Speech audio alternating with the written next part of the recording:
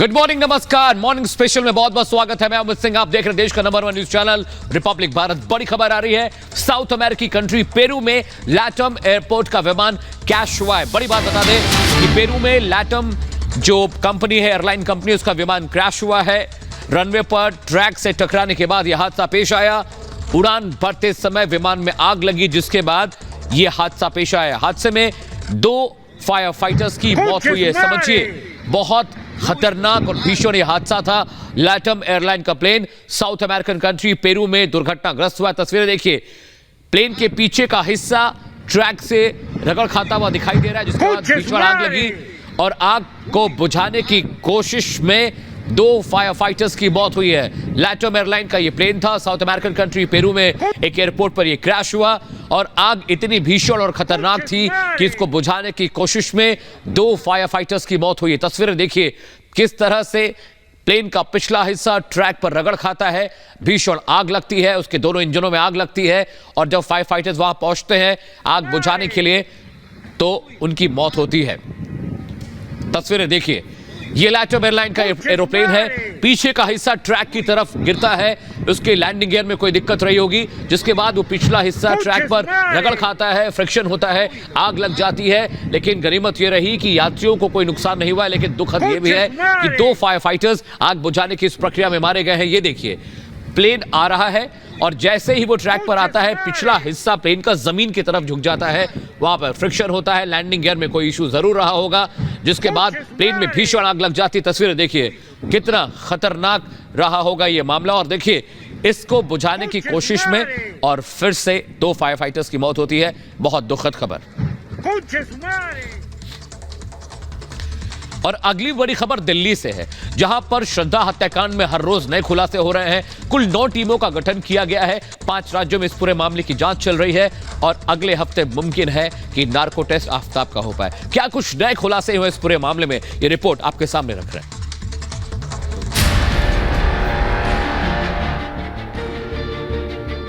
श्रद्धा के हत्यारों को फांसी के तख्त तक पहुंचाने के लिए पुख्ता सबूत चाहिए, जिसकी तलाश में दिल्ली पुलिस 5 राज्यों तक पहुंच गई है।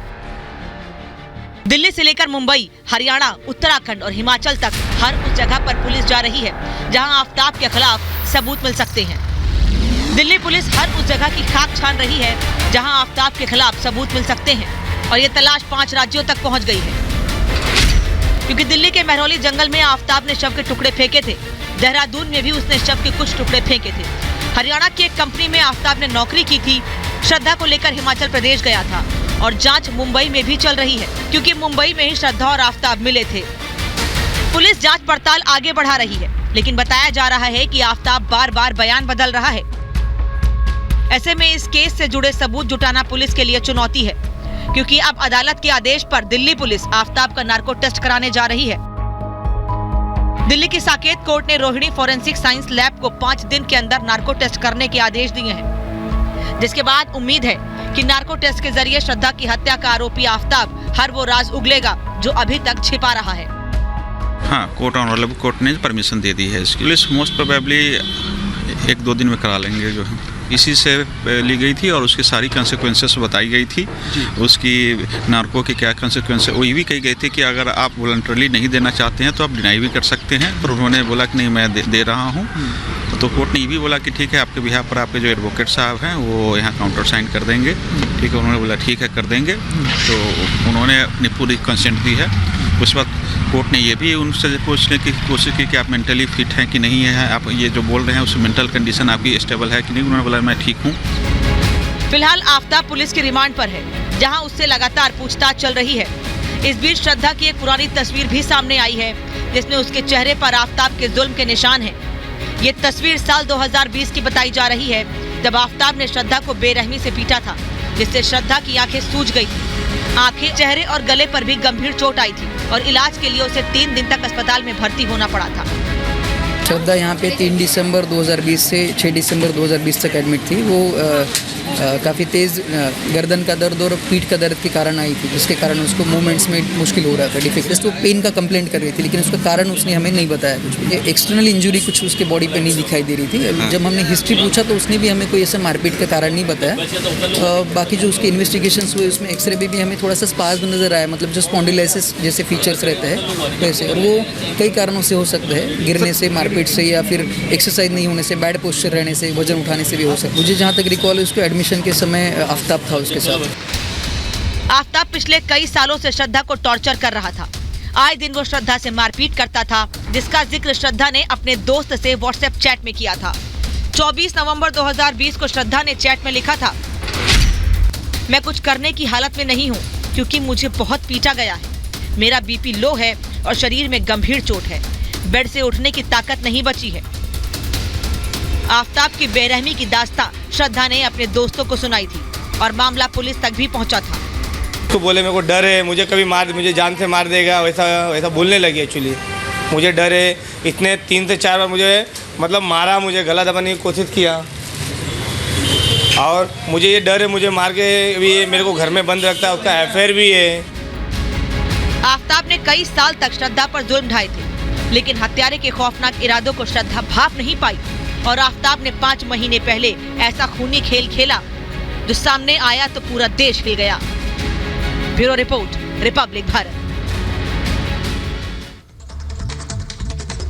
और अगली बड़ी खबर भी दिल्ली से। सुकेश महाठग ने एक और चिट्ठी लिखी है। इस लेटर बम में उसने एक और सनसनीखेज खुलासा किया है।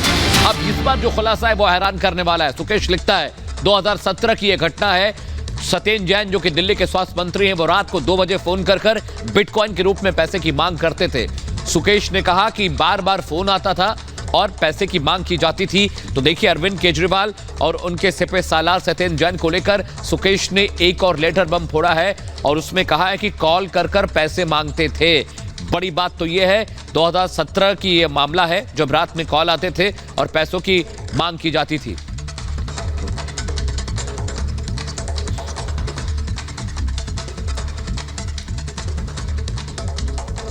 और आज से प्रधानमंत्री नरेंद्र मोदी का महादौरा शुरू हो रहा है। वाराणसी में रहेंगे, गुजरात 3 दिन के लिए जा रहे हैं। कई बड़ी सौगातें देंगे, साथ ही साथ वहां पर कई बड़ी रैलियां भी प्रधानमंत्री नरेंद्र मोदी करेंगे, लोगों को संबोधित करेंगे। और काशी में कार्यक्रम खत्म करने के बाद सीधे काशी से ही वो गुजरात के लिए रवाना हो जाएंगे। तो प्रधानमंत्री नरेंद्र मोदी का बहुत व्यस्त कार्यक्रम रहने वाला है। और बड़ी बात यह है कि चुनावी राज्य है गुजरात, वहां पर रैलियों को संबोधित करेंगे, लेकिन उससे पहले अपने संसदीय क्षेत्र वाराणसी में जाएंगे। प्रधानमंत्री नरेंद्र मोदी का काशी जाना बहुत अहम है। तमिल संगमम कार्यक्रम को इनॉग्रेट करेंगे और दर्शन पूजन करेंगे बाबा विश्वनाथ के, और उसके बाद वो गुजरात जाएंगे जहां पर चुनाव होने हैं। कई रैलियों को संबोधित करना है पीएम मोदी ने। क्या कुछ कार्यक्रम रहने वाला है, आइए इस रिपोर्ट के जरिए दिखाते हैं।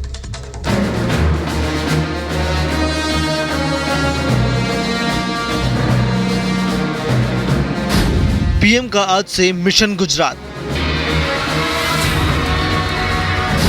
दौरे से पहले विरोधियों पर निशाना। गुजरात में चुनावी मंच सज चुका है। अब बारी है नेताओं की कि कैसे वो अपने अपने दावों और वादों से जनता को लुभाने की कोशिश करते हैं। राज्य में लगातार चुनावी जनसभाओं का दौर चल रहा है। बीजेपी, कांग्रेस और आम आदमी पार्टी लगातार अपने अपने दावे कर रही हैं। इस बीच अब खुद पीएम मोदी अपने गृह राज्य गुजरात में पधारने वाले हैं और चुनाव प्रचार में जुटेंगे।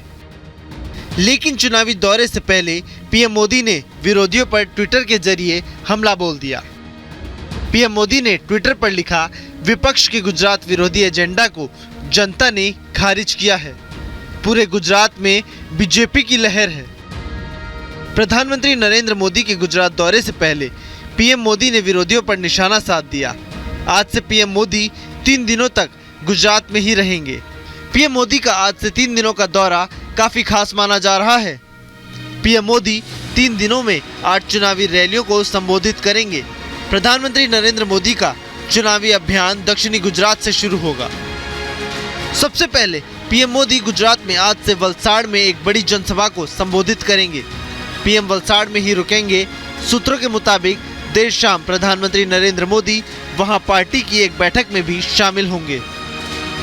पीएम मोदी अगले दिन रविवार को सुबह 10 बजे के करीब सोमनाथ मंदिर में पूजा अर्चना करेंगे। अगले दिन यानी सुबह करीब 10 बजे सोमनाथ मंदिर में दर्शन और पूजा करके वरावल, धौराजी, अमरेली और बोटाड़ में 4 चुनावी सभाएं होंगी। इसके बाद पीएम मोदी वरावल में जनता को संबोधित करेंगे। सुबह 11 बजे धौराजी में, पौने 1 बजे अमरेली में, दोपहर 2:30 बजे और बोटाड़ में 6:15 बजे जनसभा होगी। प्रधानमंत्री इसके बाद गांधीनगर जाएंगे और रात में राजभवन रुकेंगे। वहीं पीएम मोदी के रैली से बीजेपी को उम्मीद है कि एक बार फिर से गुजरात में सरकार दोहराने का मौका मिलेगा, लेकिन बीजेपी के सामने इस बार कई चुनौतियां हैं। सबसे पहले आम आदमी पार्टी और उसके बाद कांग्रेस। बीजेपी के लिए सबसे ज्यादा मुश्किल की घड़ी है उसी के बागी हुए नेता। हालांकि अब देखना होगा कि किस तरीके से बीजेपी अपने बागी हुए नेताओं को मनाने में कामयाब हो पाएगी। Bureau report, Republic Bharat. और चलिए रुक करते हैं अगली बड़ी खबर का। प्रधानमंत्री नरेंद्र मोदी आज 3 प्रदेशों का दौरा करेंगे। वाराणसी, गुजरात, अरुणाचल प्रदेश जाने का कार्यक्रम है, जहां पर वहां की जनता को बड़े सौगात देंगे। और बड़ी बात यह भी है कि अरुणाचल को एक नया एयरपोर्ट मिलने वाला है, जिसका इनॉग्रेशन प्रधानमंत्री नरेंद्र मोदी करेंगे। और वाराणसी का जैसे ही कार्यक्रम खत्म होगा, वहीं से वो अरुणाचल के लिए निकलेंगे। गुजरात जाने का भी कार्यक्रम है, लेकिन आज अरुणाचल प्रदेश के लिए बड़ा दिन है, क्योंकि बहुत वक्त से एक एयरपोर्ट बन रहा था जिसका इनॉग्रेशन करना था। आज प्रधानमंत्री नरेंद्र मोदी अरुणाचल प्रदेश को कई सौगात देने वाले हैं, कई लोक कल्याण योजनाओं का वो ऐलान करेंगे, लेकिन उनमें सबसे अहम होगा एयरपोर्ट का इनॉग्रेशन। तो प्रधानमंत्री नरेंद्र मोदी का कार्यक्रम आज बहुत व्यस्त रहने वाला है। व्यस्त इसलिए कि वो वाराणसी जाएंगे, गुजरात जाना है, उससे पहले अरुणाचल प्रदेश का दौरा भी करेंगे। और इस दौरे पर वो अरुणाचल प्रदेश वासियों को कई बड़े तोहफे देने वाले हैं, जिनमें से एक एयरपोर्ट का इनॉग्रेशन भी होगा। एक रिपोर्ट आपको दिखाते हैं।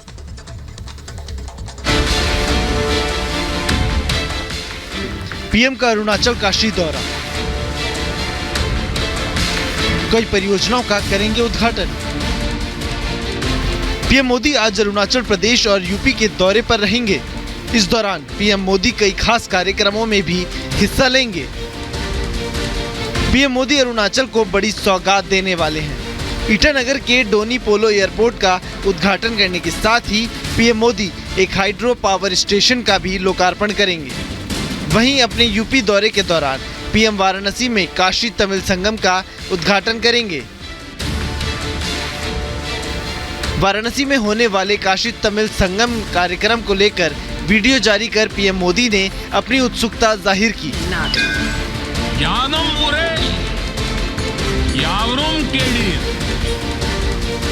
वहीं प्रधानमंत्री अरुणाचल प्रदेश में पहले ग्रीनफील्ड हवाई अड्डे रोनी पोलो का उद्घाटन करेंगे। हवाई अड्डे का नाम अरुणाचल प्रदेश की परंपराओं और समृद्ध सांस्कृतिक विरासत और सूर्य, डोनी और चंद्रमा के लिए इसकी सदियों पुरानी स्वदेशी श्रद्धा को दर्शाता है। इस हवाई अड्डे को करीब 690 एकड़ से ज्यादा क्षेत्र में विकसित किया गया है। इसके निर्माण में 640 करोड़ रुपए खर्च हुए हैं। 2300 मीटर रनवे के साथ ये एयरपोर्ट सभी मौसम में ऑपरेट हो सकेगा। इसके साथ ही एयरपोर्ट के उद्घाटन के बाद PM Modi 600 megawatt common hydro power station का लोकार्पण करेंगे। इस परियोजनाओं को 8,450 करोड़ रुपए से अधिक लागत से बनाया गया है। Bureau report, Republic Bharat. चलिए रुक करते हैं इस वक्त की बड़ी खबर, ब्रेकिंग न्यूज का। अरुणाचल प्रदेश के दौरे पर आज प्रधानमंत्री नरेंद्र मोदी रहने वाले हैं। वहां पर एक एयरपोर्ट का इनॉग्रेशन करने वाले हैं, और ये एयरपोर्ट आप तस्वीरों में देख रहे हैं, यही वो ईटानगर का एयरपोर्ट है जहां पर प्रधानमंत्री नरेंद्र मोदी आज जाने वाले हैं और राज्य को इस एयरपोर्ट की सौगात देने वाले हैं। तस्वीरें आपकी टीवी स्क्रीन पर हैं, ये तस्वीरें देखिए। तैयारियां मुकम्मल हो चली हैं। प्रधानमंत्री नरेंद्र मोदी आज अरुणाचल के दौरे पर हैं। कई लोक कल्याण योजनाओं का ऐलान वो वहां के प्रदेशवासियों के लिए करने वाले हैं, लेकिन तमाम ऐलानों में सबसे जो खास है वो है ईटानगर का ये एयरपोर्ट, जिसका इनॉग्रेशन, उद्घाटन, शुरुआत प्रधानमंत्री नरेंद्र मोदी करने जा रहे हैं। काफी वक्त से प्रदेश के लोग एयरपोर्ट की मांग कर रहे थे, और अब देखिए ये एयरपोर्ट बनकर तैयार है, और अब इस एयरपोर्ट का इनॉग्रेशन प्रधानमंत्री नरेंद्र मोदी करने जा रहे हैं। अगली बड़ी खबर वो है जिसके बाद पूरे इलाके में सनसनी फैल गई। मथुरा एक्सप्रेसवे पर सूटकेस के भीतर एक महिला का शव मिला है। महिला की पहचान अभी नहीं हो पाई, हालांकि इन्वेस्टिगेशन चल रही है। ये महिला कौन थी और इस वारदात को किसने अंजाम दिया, ये बड़ा सवाल है।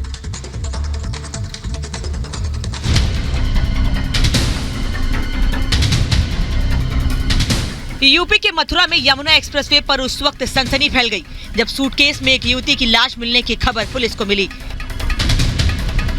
इलाके में काम कर रहे मजदूरों ने शव देखने के बाद पुलिस को सूचना दी तो राया थाना क्षेत्र की पुलिस तुरंत मौके पर पहुंची, जहां लाल रंग का एक ट्रॉली बैग पड़ा था और उसमें एक युवती का शव था। पुलिस का दावा है कि किसी दूसरी जगह पर युवती की हत्या की गई और फिर मारने के बाद ट्रॉली में भरकर शव को यमुना एक्सप्रेसवे के किनारे फेंक दिया गया। युवती की उम्र 20 से 25 साल के बीच बताई जा रही है, जिसके शव को कब्जे में लेकर पुलिस ने पोस्टमार्टम के लिए भेज दिया है। थाना राय क्षेत्र में कल रात्रि के समय कई अन्यत्र हत्या करके एक शव यहाँ एक ट्रॉली बैग के अंदर फेंका गया है। इसकी सूचना सवेरे यहाँ काम कर रहे मजदूरों ने दी है और ये शव एक 20-25 साल की युवती का है। अन्यत्र हत्या करके यहाँ फेंका गया है ट्रॉली बैग में साक्ष्य छुपाने की नीयत से, और इस संबंध में पुलिस की जो आवश्यक कार्रवाई पोस्टमार्टम पंचायतनामे की जा रही है। युवती कौन थी, इसकी शिनाख्त नहीं हो पाई है। पुलिस आसपास के लोगों से पता लगाने की कोशिश कर रही है कि युवती कौन थी। फिलहाल पुलिस तफ्तीश में जुटी है, लेकिन युवती की लाश मिलने से आसपास के इलाके में दहशत है और सवाल उठ रहे हैं कि युवती की हत्या की वजह क्या है और वो कौन है जिसने युवती की हत्या कर ट्रॉली बैग में भरकर शव को फेंक दिया। Bureau report, Republic Bharat.